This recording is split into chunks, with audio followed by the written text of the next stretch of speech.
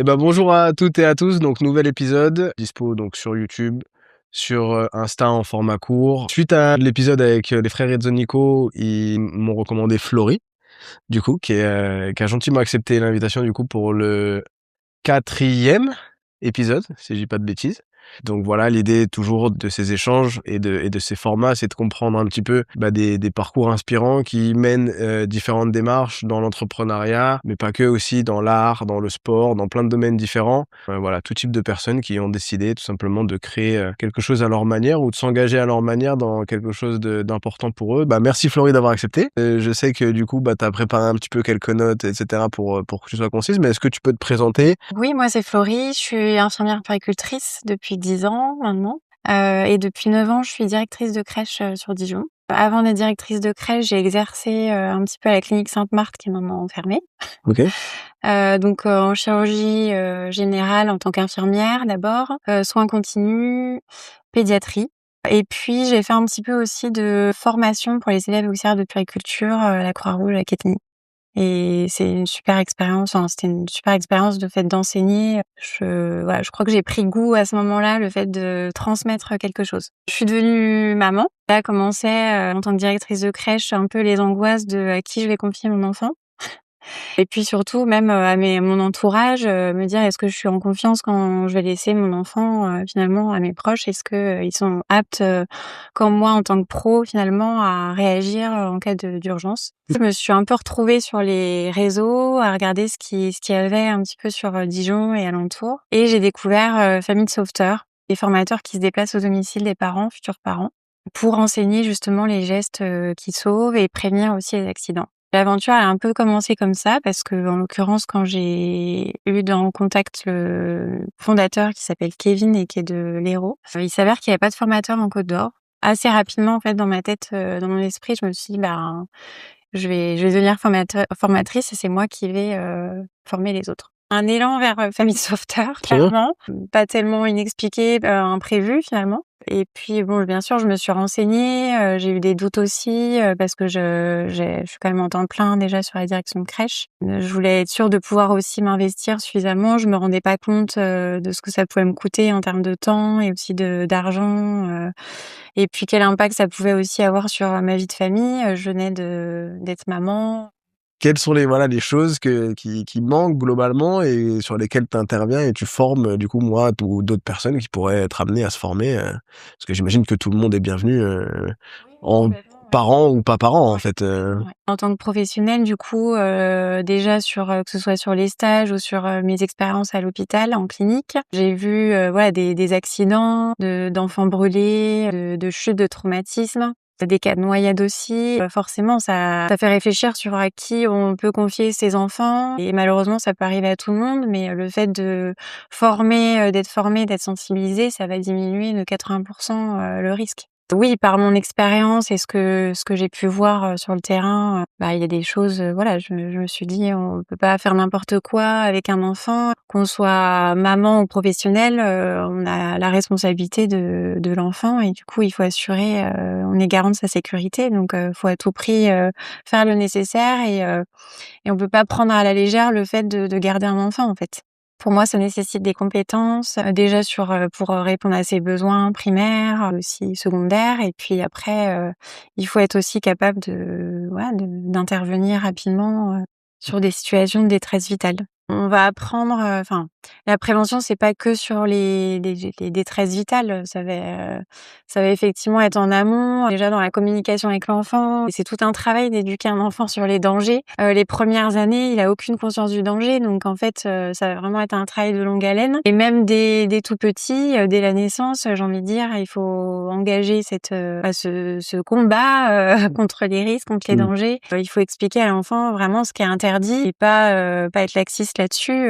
Effectivement, le fait d'accéder aux prises, de pas toucher certains objets dangereux, de pas s'approcher du feu. Finalement, développer aussi la vigilance de l'enfant. Le but, c'est que plus tard, il soit autonome et qu'il comprenne quels sont les dangers et qu'il puisse par lui-même après se protéger, en fait. Mmh.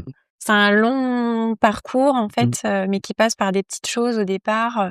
Après nous voilà, on n'est pas là non plus pour mettre les enfants sous cloche, hein, le but des formateurs et des pros, c'est pas de mettre les enfants sous cloche, c'est de les laisser quand même explorer, découvrir et les protéger des dangers graves. Donc après bon bah s'il se fait, il tombe de sa hauteur et il se tape contre un coin de meuble et puis, il se blesse, bon bah tant que c'est pas une blessure grave, qu'on évite l'hôpital, la suture, c'est déjà pas mal. Malgré tout ce qu'on peut mettre en place, l'accident peut aussi arriver et ensuite, Mmh. on a aussi, des solutions à apporter aux parents par rapport à ça, quoi. Et qu'est-ce que tu dirais à quelqu'un, je me fais un peu l'avocat du diable, hein. Mmh. Tant que tu pas expérimenté un truc, tant que tu t'es pas brûlé, tu as du mal à te rendre compte que ça brûle? Je suis en partie d'accord. À l'extrême, on va pas dire à l'enfant: «Bah, pour que tu comprennes ce que c'est de se couper, se sectionner un doigt, bah, vas-y, je te donne le couteau, tu te coupes et puis comme ça après on n'en parle plus». Mmh. En réalité, ça va traumatiser l'enfant, de faire ça. Ça va l'insécuriser par rapport à son parent parce qu'en gros son parent, il entend le message que, bah, vas-y, il peut t'arriver un truc grave, c'est OK, ça va t'endurcir. Ça c'est une fausse idée quoi, de penser qu'un enfant il va être plus fort parce que, justement il se confronte au danger et il vit le danger. Il a pas besoin de ça en fait, la communication ça suffit et il a besoin d'un environnement sécure, pour, justement, se sentir autonome et serein dans son environnement, évoluer sereinement dans son environnement. Alors évidemment, moi je suis par contre pour qu'il expérimente, mais que ça reste acceptable au niveau du risque. Je trouve que c'est intéressant qu'un enfant, il puisse s'approcher, par exemple, d'une cheminée avec l'adulte, la présence de l'adulte, à côté qui surveille, en lui faisant sentir que c'est chaud, en fait. Parce qu'en plus, l'enfant, bah, c'est vrai que pour, comprendre, au niveau cognitif, il a besoin de choses concrètes. Les premières années de sa vie, si on dit: «Bah, tu fais pas ça parce que ça va être brûlant», mais c'est quoi, brûlant? Effectivement, il faut pour qu'il se rende compte, faut quand même, lui montrer. Donc après, il y a plein de façons de montrer sans qu'il se brûle véritablement, mais ne serait-ce que de sentir, d'approcher. Après, il y a aussi des outils qui existent très pédagogiques comme, les livres, où à la limite on peut voir, les autres, aussi, en situation, qui se brûlent par exemple et sans que ce soit l'enfant, mais qui se rende compte de l'impact s'il va voir les conséquences sur un personnage par exemple, d'un livre quoi et ça c'est suffisant pour, éduquer un enfant au risque. OK, y a pas Donc besoin de lui je ne conseille pas, mettre la main sur la vitre de la cheminée non, pour, non, OK. non. Ouais, mais c'est des je prends l'exemple souvent du cactus en formation, parce qu'on prévient aussi des risques toxiques des plantes. Mais le cactus, pas forcément toxique, mais par contre, s'il pique, quoi. C'est pas inintéressant pour l'enfant de lui faire approcher doucement avec ses mains, de toucher les pics, quoi. À partir du moment où il va pas tomber dessus, Sans qu'il se ou mettre plante, sa main, pleinement dedans, voilà. mmh. Donc par contre, une plante toxique, on va pas lui faire, goûter, hyper saliver et emmener à l'hôpital, pour une intoxication, quoi. Mmh. Bah, au risque qu'il en décède ou qu'il y ait des séquelles. Quand tu deviens parent, tu signes quand même, Ouais. un contrat de surveillance, un peu à vie. Et après oui, disons que la phase où l'enfant il met beaucoup à la bouche, c'est ce qu'on appelle le stade, oral dans le développement, psychomoteur de l'enfant et ça va être surtout la première année où ça va être important. Donc c'est surtout cette première année-là où on va être en vigilance constante. Mais après, selon les enfants, ça peut durer un petit peu dans le temps et de toute façon, l'enfant ça reste un être curieux, il a tout à découvrir.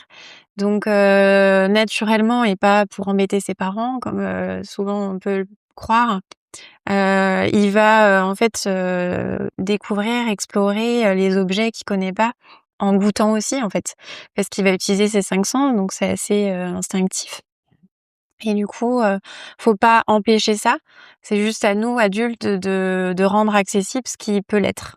Voilà et ça, c'est notre rôle et après, bah, c'est pas toujours évident pour les parents, parce que, ben, comme tu dis, tant que tu pas devenu parent, tu te rends pas forcément compte, c'est un apprentissage aussi. Et en général, avant d'avoir un enfant, bah, tu laisses traîner beaucoup, beaucoup de choses.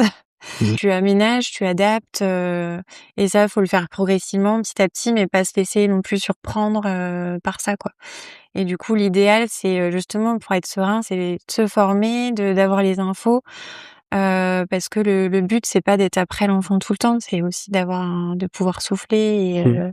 et être quand même un minimum tranquille, quoi. Moi, dans mes motivations justement aussi à intégrer Réseau Famille Sauveteur, c'était, la première, comme je te disais, de devenir maman, d'avoir un fils et Mmh. d'avoir toute cette, angoisse de à qui je le confie et s'il se passe quelque chose et j'ai pas envie que mon enfant souffre. Et la deuxième chose, c'était effectivement le fait que je connaisse les risques, que j'ai déjà été confrontée aux situations et en plus que je connais les chiffres justement. Alors, dans les grands chiffres, c'est notamment, l'étouffement, qui est hyper fréquent en fait. Donc aussi bien pour les personnes vulnérables, c'est surtout personnes âgées et enfants, mais ça représente quand même plus de 8 décès par jour, donc c'est énorme. Donc là, je te parle de décès. Après, il y a plus de cas d'étouffement, par jour, mais au niveau des décès, c'est quand même plus de 8 par jour, donc c'est énorme, en fait. Et ça, déjà, je trouve que c'était déjà à peine réalisable pour moi de me dire qu'en France, en fait, il y avait tant de décès encore, pour ça, alors que les gestes, par rapport face à un étouffement, ils sont hyper accessibles, en fait. Mais il faut encore les avoir vus au moins une fois, Mmh. et les connaître, quoi.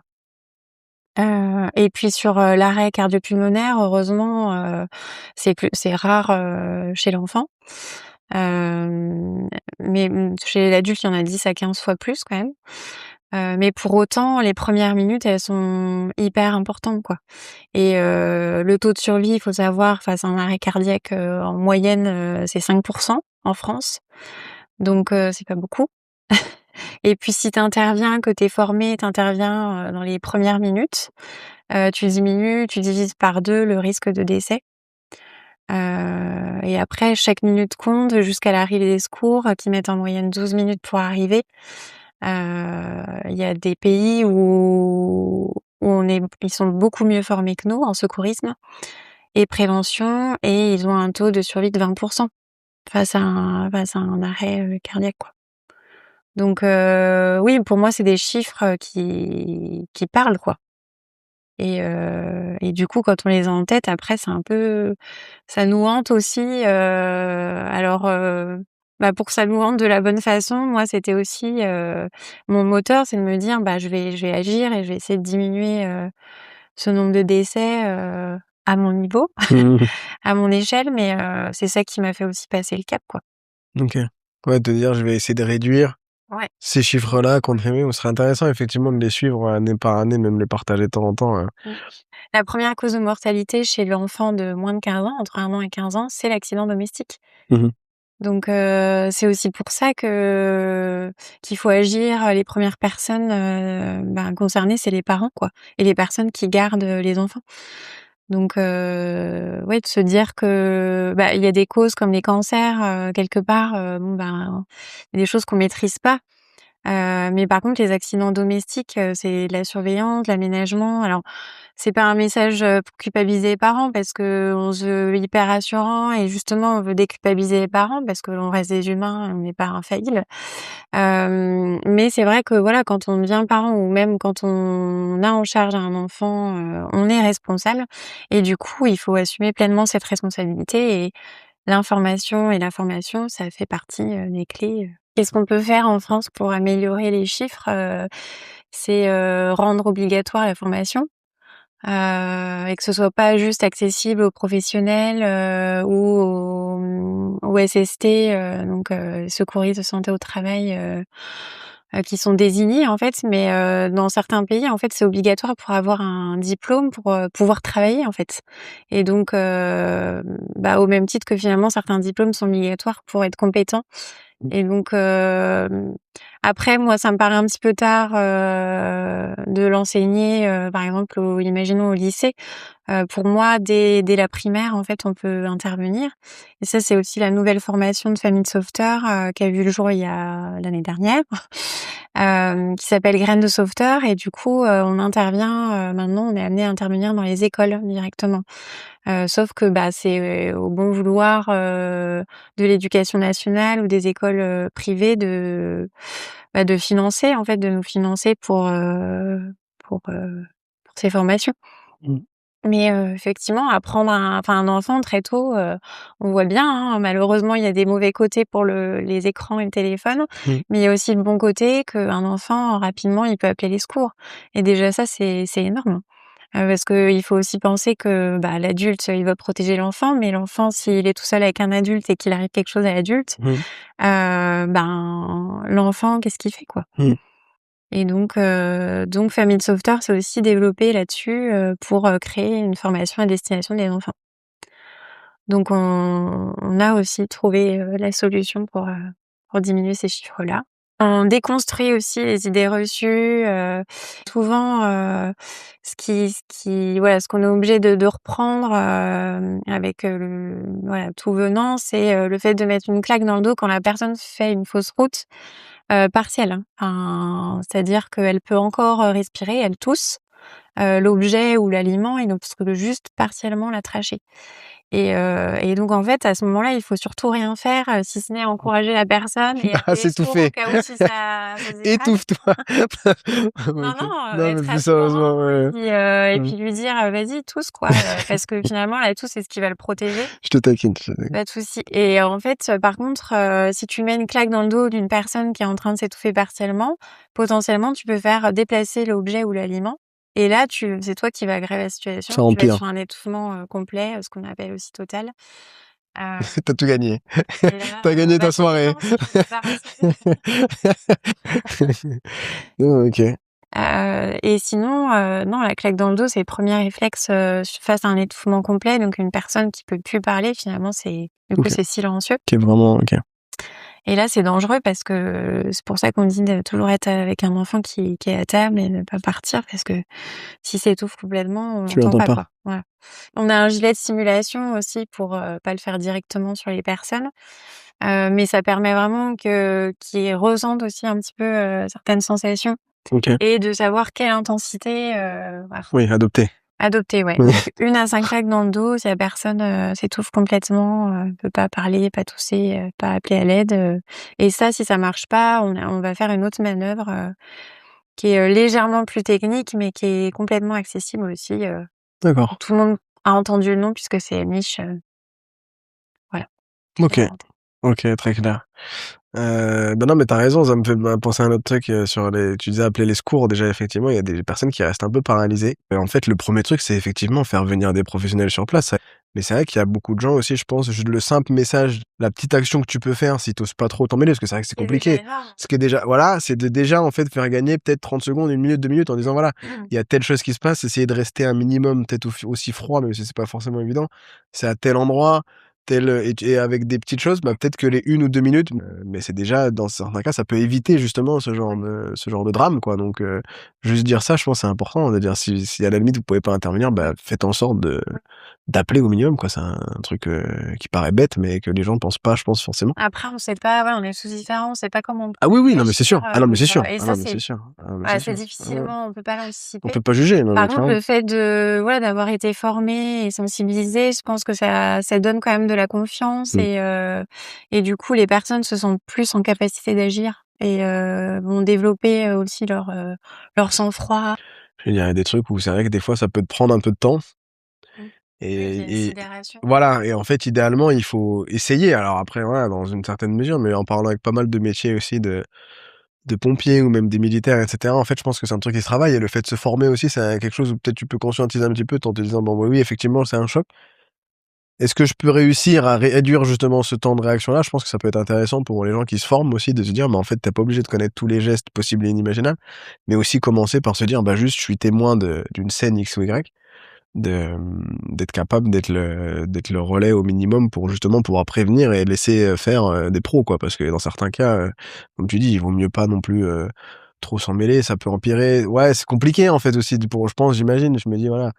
Et en même temps, moi, j'encourage quand même, voilà, par exemple, une personne, qui s'étouffe ou qui fait un arrêt, enfin, je veux dire, les premières minutes comptent clairement Mmh. et du coup, j'encourage quand même les personnes à intervenir et à la limite, vaut mieux, intervenir, quitte à peut-être pas faire, les gestes tout à fait comme il faut, plutôt que de rien faire, Mmh. et de perdre du temps. Mmh. De toute façon, c'est vrai que les secours, quand on les appelle, au-delà du fait qu'on leur explique la situation et qu'ils vont apporter des moyens en fonction du contexte, ils sont aussi là pour guider les témoins justement dans l'application des gestes, dans la surveillance. Et du coup, c'est aussi intéressant. Enfin, c'est hyper rassurant.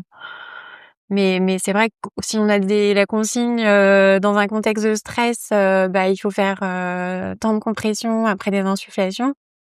Si c'est vraiment la première fois qu'on découvre tout, ça fait beaucoup de choses à absorber et tout le monde n'est pas en capacité d'absorber ça, quoi. Mmh.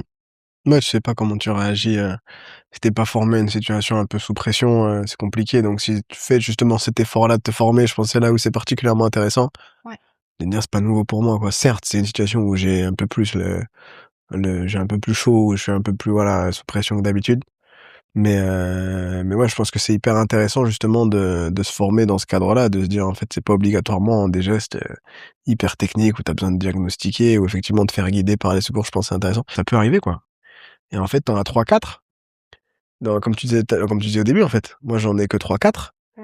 mais en fait, tu en as besoin que d'une, quoi. Donc si tout le monde, en fait, fait l'effort, parce que tu te dis: «Ça arrive pas» ou tu trouves toujours un truc en te disant: «Bah non, c'est quand même assez rare» et cetera. Mais en fait, à l'échelle d'une vie, tu peut-être d'autres gens aussi ont été, témoins de choses où tu te dis: «Mais en fait non, n'importe qui a déjà, comme ce que je disais, des noyades, des trucs, des étouffements» Ouais. et justement ça peut s'éviter et en fait, c'est tellement, choquant le fait il suffit d'une seule fois, parce que c'est des choses qui sont communes, l'électricité, aller se balader dans un magasin, c'est des trucs, mais si chacun fait son taf, que ce soit les gens qui bossent là-bas, que ce soit les gens qui se forment aussi autour et en fait, au fur et à mesure, comme tu dis, tu peux permettre en fait d'éviter à l'échelle d'un pays et ce qui est vachement inspirant et je pense que c'est ça, enfin en tout cas moi de ce que je comprends, Mmh.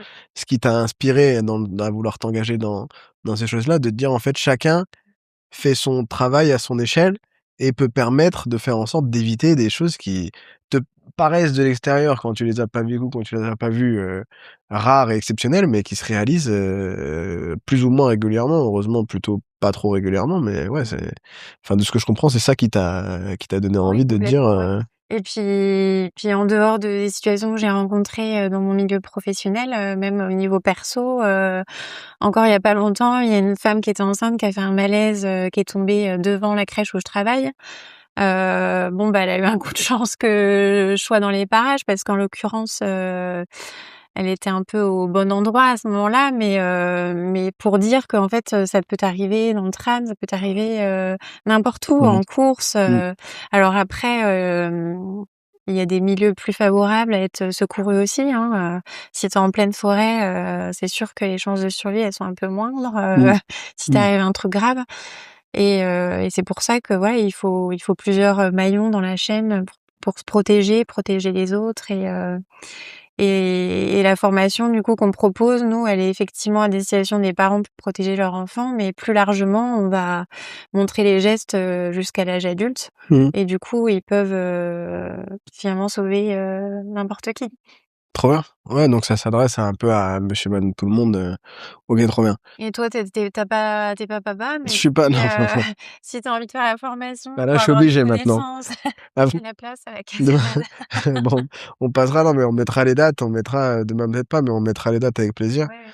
Mais oui, je pense que c'est essentiel et comme tu dis, l'école est à différents âges comme la sécurité routière Mmh.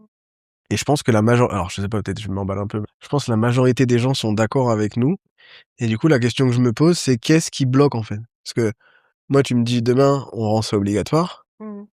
bah, il y a aucun monde où je te trouve des arguments pour dire: «Bah non, en fait, faut pas que ce soit obligatoire». Donc qu'est-ce qui fait qu'aujourd'hui, ce que vous proposez, peut-être que j'imagine, peut-être vous discutez avec le gouvernement, je sais pas dans quelle mesure vous êtes impliqué avec certains organismes et cetera, puis je sais pas à quel point tu peux en parler parce que sans je te mets dans une situation, vachement délicate à tirer à tout va, Pas sur, du tout. Non, à vrai dire, en fait, pour moi, c'est effectivement à l'État de prendre les mesures nécessaires pour que ce soit rendu obligatoire et que ça fasse partie même, du cursus scolaire, en fait, finalement.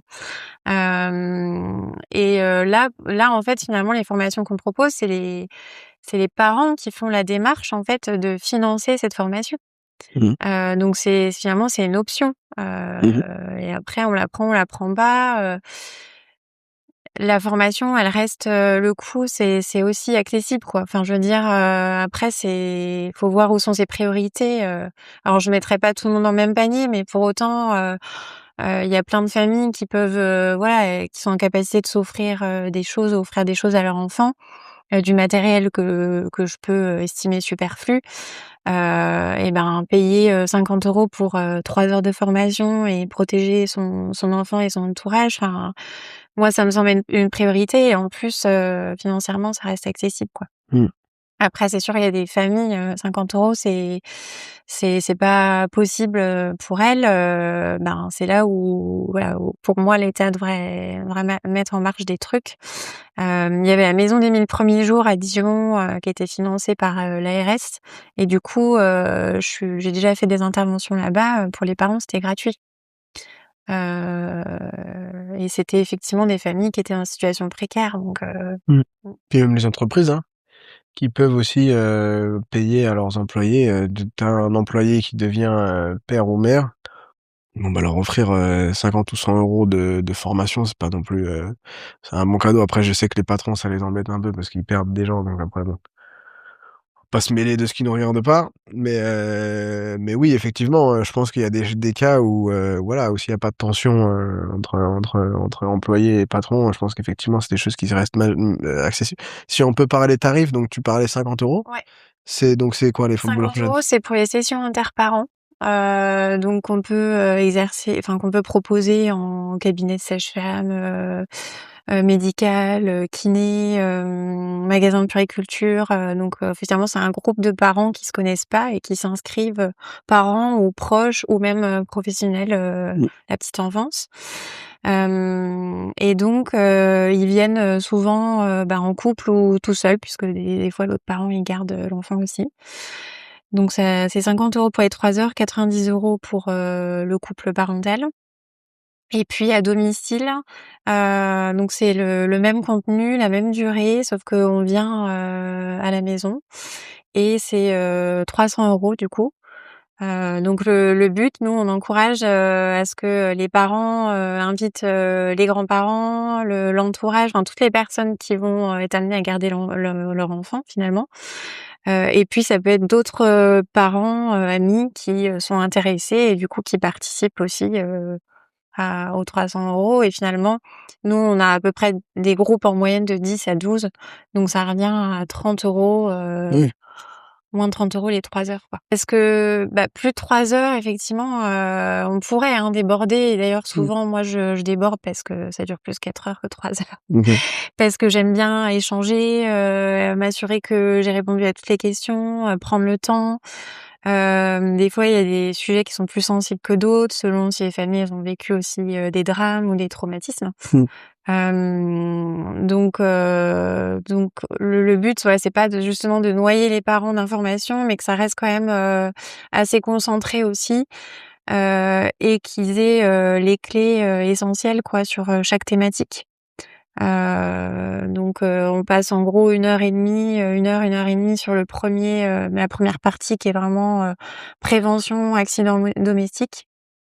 Et puis, la deuxième partie, on va être sur, en cas d'accident, comment on réagit face à une brûlure, une chute, une plaie qui va être simple, une plaie hémorragique, un arrêt, un étouffement.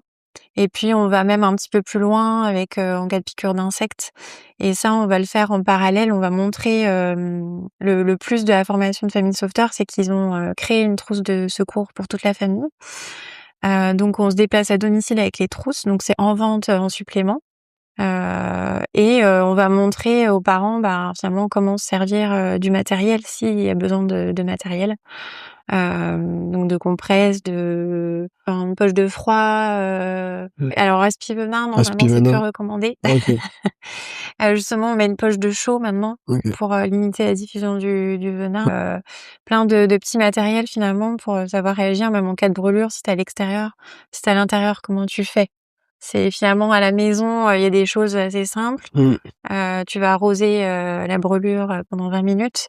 Par contre, si tu es en pleine forêt, si tu as une brûlure, tu fais un barbecue un peu sauvage, Mmh. il y a des compresses qui existent, spéciales, que tu peux appliquer en attendant les secours quoi, par exemple.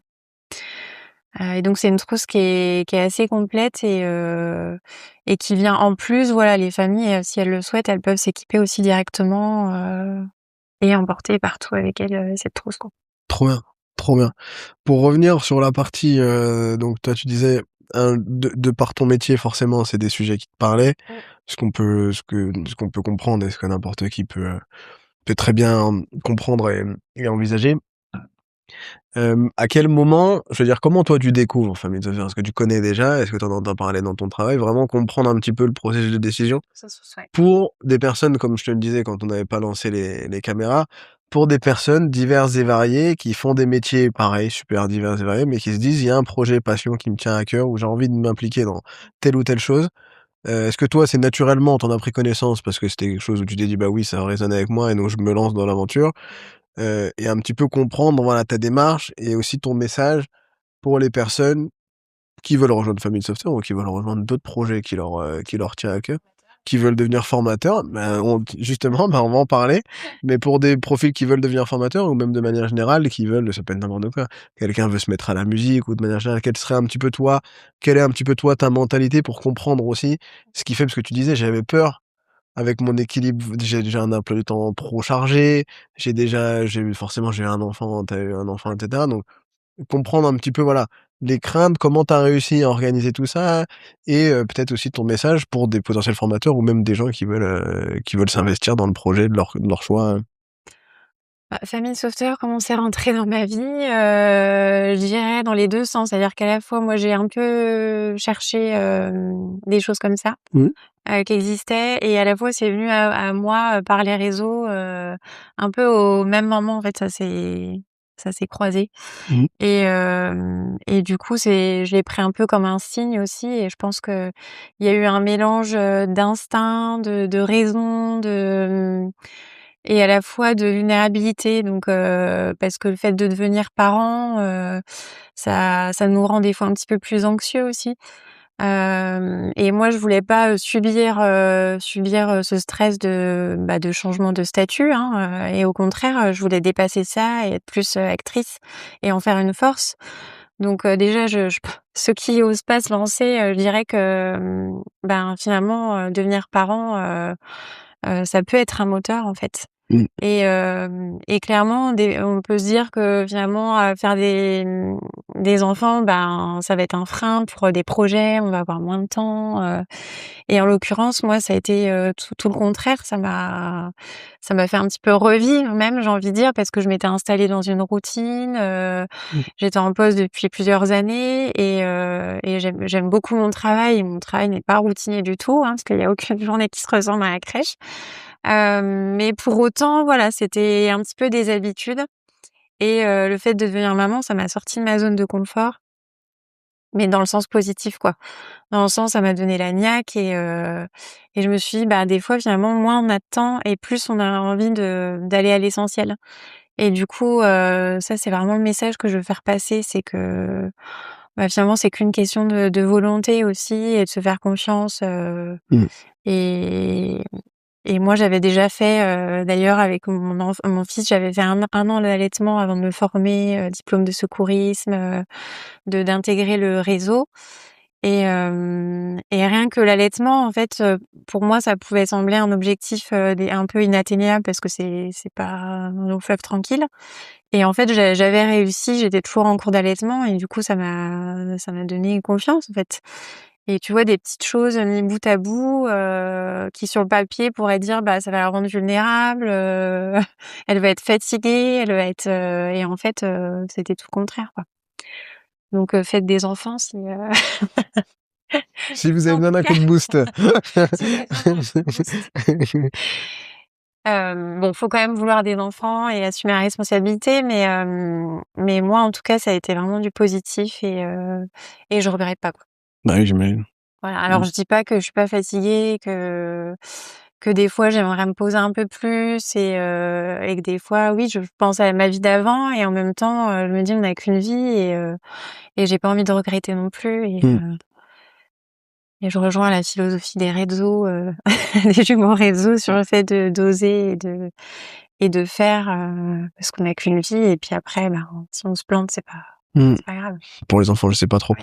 Mais une fois que t'as fait un enfant, t'as fait un enfant. Je veux dire, t'as pas trop la possibilité de changer des activités une fois que tu t'es engagé. Donc c'est aussi avoir conscience du fait de se dire, OK, quand je m'engage dans quelque chose, bah, je le maintiens et je pense que c'est hyper inspirant. Et pour les formateurs, justement, quelqu'un qui se dirait, bah, tiens, moi, ça me donne envie. Tu me disais, tu recherches des formateurs. Ouais. Quels sont les profils, les conditions, un petit peu comment ça se passe? Bah, en fait, Family Softer, ça existe depuis, enfin, on va dire que le fondateur, ça a commencé à cheminer dans sa tête vers 2017. Mmh. Et là, en 2025, maintenant, il y a 28 départements qui sont couverts sur toute la France. Donc autant de formateurs. Moi, je suis référente de la Côte d'Or. Mmh. Mais du coup, il y en a encore plein qui sont dispo. Mmh.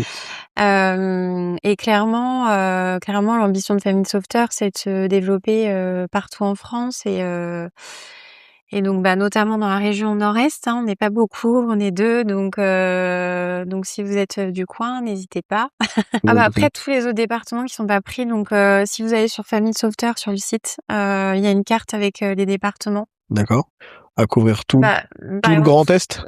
ah ouais, complètement. En OK. fait, il y a que 2 départements sur le Nord-Est qui Ah sont oui, donc pourvus. vraiment ah Voilà. oui, OK. Les conditions d'entrée du coup dans Family Softer, je dirais, c'est déjà quand même d'avoir l'esprit aussi Family Softer.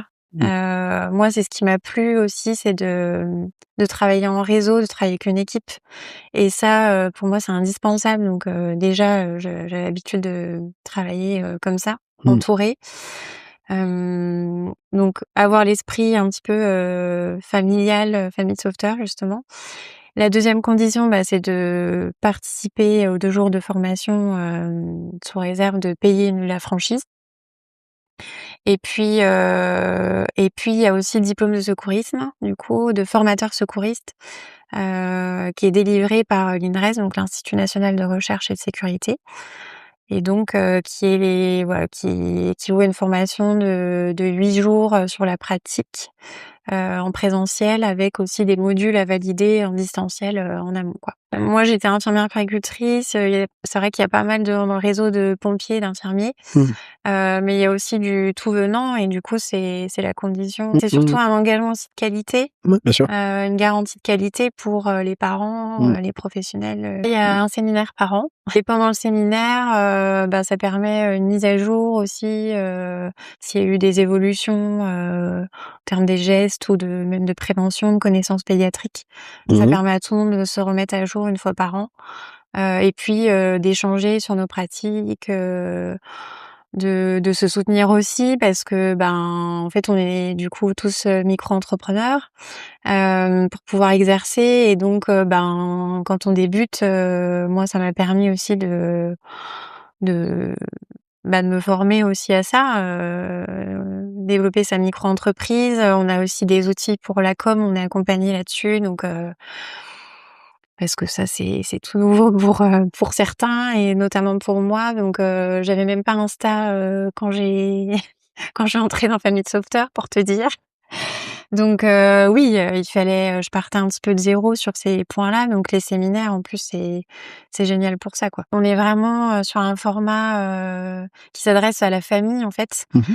Et du coup, bah, contrairement aux organismes que j'ai pu citer, on va vraiment être sur la gestion de l'accident, les gestes de secourisme, alors que Family Softer, c'est avant tout déjà de la prévention, et donc on insiste beaucoup là-dessus et en plus, le format, le fait de se déplacer à domicile, c'est inédit, c'est unique en France. Et ça pour moi, c'est vraiment la plus-value de Family Softer parce que du coup, on va personnaliser aussi les conseils, en fonction du domicile, parce que les risques vont être différents, s'il y a un étage, pas un étage, s'il y a une cheminée accessible, s'il y a un escalier, enfin voilà et du coup, c'est vraiment la plus-value de cette formation. Il y a la trousse de secours aussi, qui permet d'équiper les parents.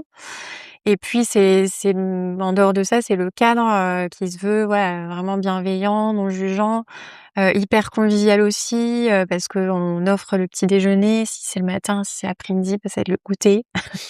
Et oui, on essaie de dédramatiser aussi, enfin, il y a un côté familial, c'est-à-dire qu'on entre dans la vie des familles, dans leur intimité et finalement on n'arrive pas avec notre casquette de formateur, quoi. Quelque part, c'est de l'échange aussi, on s'apporte mutuellement quelque chose et l'objectif c'est qu'à la fin, voilà, tout le monde soit rassuré, y compris le formateur, d'avoir une nouvelle famille sauveteur. Bah, je pense que les personnes, elles hésitent, alors, il y en a qui sont pas concernées, hein, déjà, Ce qu'on dit, concrètement. ouais. Ouais, ce qu'on dit, non, mais c'est Donc, là, le but de la communication, des réseaux, c'est, bah, d'atteindre ces personnes-là et leur, faire comprendre l'intérêt, en fait. Mmh. Et puis après, oui, il y a des personnes qui vont reporter. Donc je pense qu'il y en a, c'est des peurs. Finalement, ils s'enferment un peu dans leurs peurs aussi. Ils se disent que c'est peut-être pas une formation accessible pour eux, voilà, c'est pas eux, c'est pas des pros, que les secours, vont faire le taf. Alors qu'en réalité, les secours, ils arrivent, comme je t'ai dit, au bout de 10-15 minutes. Mmh. Donc déjà, c'est déconstruire un peu ça, de se dire que ça va être les secours et les pros qui vont le faire et d'entendre ce message que les témoins d'une victime, enfin, une situation de détresse, les témoins sont vraiment les premiers qui peuvent Mmh. agir et agir vite, quoi. Mmh. Et puis oui, après, il y en a qui sont pris dans leur routine, comme on peut tous l'être, et Mmh. qui vont des fois prendre un peu contact avec nous, reporter, et bah, on essaie de prendre contact avec les personnes pour comprendre leurs freins, justement. Mmh. Et des fois, c'est difficile de savoir, donc des fois, on perd un petit peu des personnes en route. Mais la plupart du temps, les personnes qui sont sûres de venir, c'est finalement des personnes qui étaient déjà convaincues du bien-fondé de la formation, ou des personnes aussi qui nous contactent, qui ont vécu des drames ou des accidents, et qui les hantent toujours. Là, je vais intervenir justement dans le département du 25, fin novembre, et une maman, voilà, sa fille a 5 jours de vie, elle s'est étouffée à cause d'une régurgitation, et elle a cru qu'elle allait perdre sa fille. Donc clairement, à partir de ce jour-là, elle s'est dit, en fait, ben, elle a essayé de chercher à droite à gauche des personnes qui allaient pouvoir sauver sa fille. Elle Mmh. était toute seule. Et heureusement, c'est un voisin du bâtiment qui est intervenu, qui a réussi à faire une manœuvre pour désobstruer l'enfant. Mais ça a été un événement marquant pour elle et déclencheur, pour se dire, en fait, maintenant, je veux plus que ça m'arrive et je veux savoir faire, quoi. Mmh. Et donc oui, je pense que le frein principal pour moi, il n'est pas financier, parce que la formation est accessible, mais je pense que c'est plutôt de se sentir concerné, et puis se faire confiance, Mmh. que c'est pas destiné qu'aux pros, quoi. C'est vrai que le domicile, oui, peut-être qu'il y a des familles qui ont pas non plus envie de faire entrer un inconnu chez soi. Ça, c'est aussi tout le travail du Mmh. réseau, de Mmh. l'image qu'on peut véhiculer, la C'est ça. confiance. Mmh. Après, c'est pour ça aussi que format session interparents, ça peut convenir à Mmh. d'autres familles, Mmh. voilà, qui seraient plus à l'aise Mmh. de faire partie d'un collectif. Et alors, Quelque dans chose à certains faire, ouais. départements, oui, il y a des comités d'entreprise qui prennent en charge une Mmh. partie de la formation, Mmh. et qui font le choix, oui, d'offrir quelque part ce cadeau. Enfin, même ça peut être un cadeau sur une liste de naissance, pour une baby shower. Enfin, en fait, ça peut complètement être un cadeau hyper utile, parce que des fois, bah, si on regarde les cadeaux qu'on offre à la maternité, souvent, ben, soit les parents, ils ont déjà, Mmh. la plupart du temps, c'est des jouets en peluche. Bon, bah, finalement, l'enfant, il est très content d'en avoir plein, mais bon, ça reste superficiel, et il y a Mmh. pas besoin d'en avoir autant au final. Mmh. Donc des fois, investir plutôt dans l'utile. Moi, je dis toujours, les jeunes parents, faites-leur à manger, offrez-leur un bon massage, Mmh. un atelier de portage, et puis un atelier de secourisme, quoi. Et puis ça, c'est des super cadeaux. Le reste, effectivement, ça va être aussi, ben, ils vont en profiter pour se faire offrir, pourquoi pas le lit, la table à langer, et c'est tant mieux, parce que c'est un budget d'être parent, donc si on peut se faire aider, c'est chouette. Mais oui, j'encourage aussi les personnes à faire des cadeaux utiles, quoi.